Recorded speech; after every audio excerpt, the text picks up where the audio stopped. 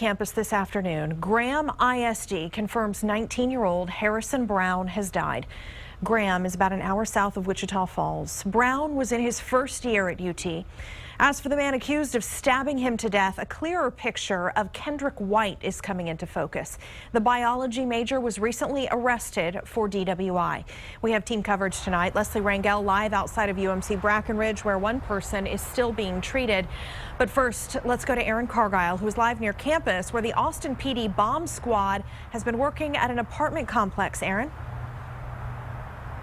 That's right, Shannon. We have been here outside the Sabina Apartments right off I-35 for the last 2.5 hours after getting a tip from someone who lives here. They are being told the bomb squad is here to search Kendrick White's apartment. We have asked APD, but so far no one will confirm it.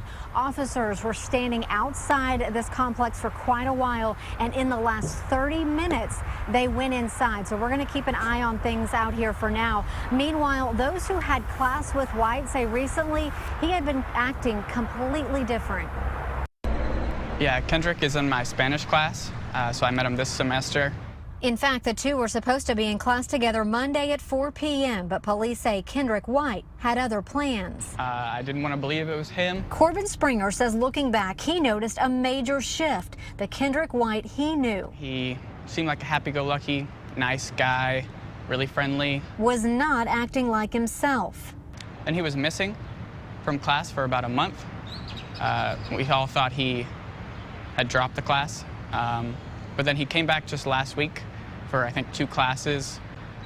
He was pretty depressed. White told him about his DWI arrest at the beginning of April after crashing his car. The arrest affidavit says White told the officer he took 2 happy pills, which were listed as Zoloft. Police say they're trying to figure out what drove White to stab 4 students.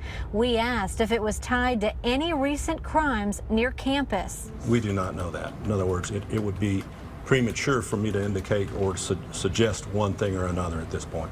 Was the campus emergency alert system ever used? And today the police chief said they have got a lot more investigating to do, which includes interviewing 25 witnesses. Shannon, back to you. All right, Aaron, thank you very much.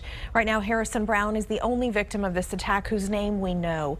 His hometown school district said he graduated last year. The 3 other stabbing victims were rushed to UMC Brackenridge in downtown Austin, and that is where KXAN's Leslie Rangel is standing by with new details about how all of this unfolded. Leslie?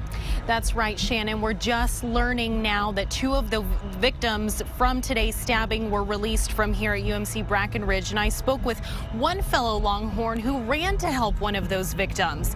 His friends are calling him a hero, but he doesn't think so. He says he just happened to be there first.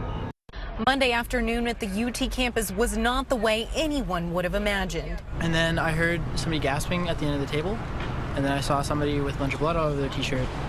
So I just thought maybe a rock or something fell and hit him.